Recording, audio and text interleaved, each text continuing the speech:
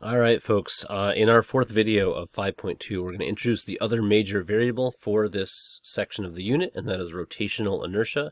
We're going to cover this in 4 videos because there are 3 different things that you're responsible for in terms of rotational inertia.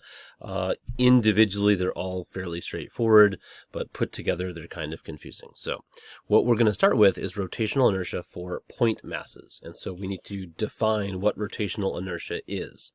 So what I want to remind you of is when we talked about mass, we talked about inertia. So mass and inertia are the same thing. The more mass something has, the more inertia it has, and the more effectively it resists linear acceleration. And so in this section, we're studying the analog of mass, and that is called rotational inertia. In some problems, or if I just kind of slip up and talk from my high school self, I'm going to call it moment of inertia. Moment is a word that tells you that the way things are distributed matters. But that's like rotational inertia is what the College Board uses. Moment of inertia is kind of the legacy name for this thing that's still in use. And rotational inertia measures an object's resistance to angular acceleration. So mass and rotational inertia are analogous because they are the property of an object that resists the acceleration associated with that type of motion, either linear or rotational. And so we're going to define rotational inertia for point masses. We talked about that with the pig demo, and how a point mass is essentially an object that has mass that is not distributed over a wide area. It's concentrated in a single location, which is the point. Rotational inertia, iota, is defined as follows. So this capital I is the Greek letter iota. And so the definition of rotational inertia, and this is the most general definition of rotational inertia, is it is the sum of the masses times the mass's distance from the axis squared. So remember that r is not radius, it is a location relative to the axis of rotation. And so, if there's 7 point masses, then it's the mass of one point mass times its distance from the axis squared, plus the mass of the second one times its distance from the axis squared, and so on until you've done that 7 times. The units for rotational inertia are kilogram meters squared. Just common sense from m times r squared. So what this means is that rotational inertia depends on mass, but not just mass. It depends on mass and how mass is distributed. And there are some demos we'll do with rotational inertia that are very instructional on what that means. But we're going to focus on some just numerical examples to start. So that's kind of it, right? For our first go at rotational inertia, it's just here's the equation that shows you how to calculate rotational inertia, and there are 2 variables. Mass is important, but how the mass is distributed is actually more important, as you can see by that squared term. As you put mass further and further away from the axis, the object gets much more difficult to rotate much more quickly. So I have 2 examples that show us a little bit about rotational inertia.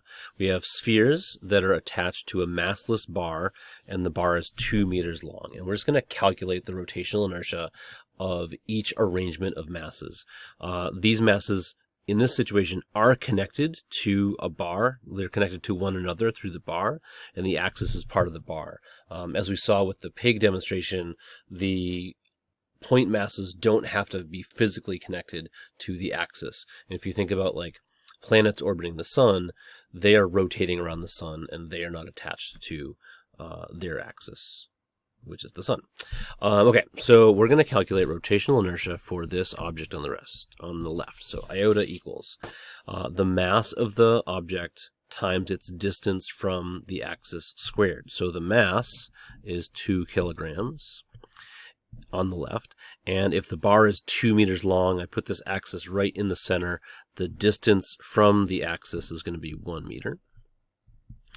And then because I'm doing a sum, I'm going to add that to the rotational inertia of this mass. That mass is 4 kilograms, and its distance from the axis is 1 meter. And so this object, the rotational inertia is essentially 2 plus 4, or 6 kilogram meters squared. So we'll kind of pocket that, and once we do the other one on the other side, we'll compare them. All right, so now if we took that same bar and those same masses and we moved the objects halfway toward the axis, this distance is 0.5 meters. This distance is 0.5 meters. So now I've just moved them a half a meter toward the axis, and we're going to recalculate rotational inertia. It's the same mass as before, but it's just now distributed differently. So I start with the 2 kilogram mass, and it is now a half a meter from the axis. And then I add to that the 4 kilogram mass, and that is also half a meter from the axis. And the calculation turns out significantly different. The rotational inertia of this arrangement is 1.5 kilogram meters squared.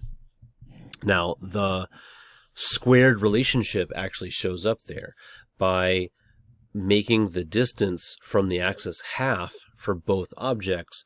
I have reduced the rotational inertia to 1/4 of what it was. And so that fits with a squared relationship. So, in conclusion, the way that the mass is distributed matters a lot.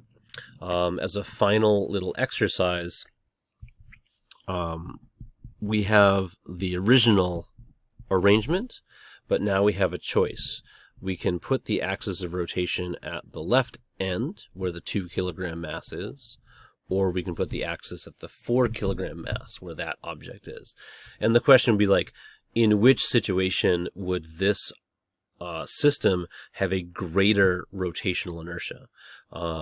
When I have the axis at the 2 kilogram mass, or when I have it at the 4?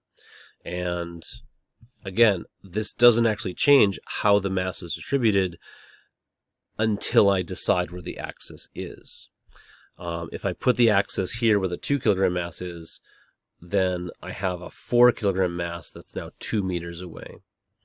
Whereas if I do this and put it over here, the axis, now I only have a 2 kilogram mass that's 2 meters away. In both situations, when I put the axis on an object, that value of r becomes 0, and so that mass does not contribute to rotational inertia.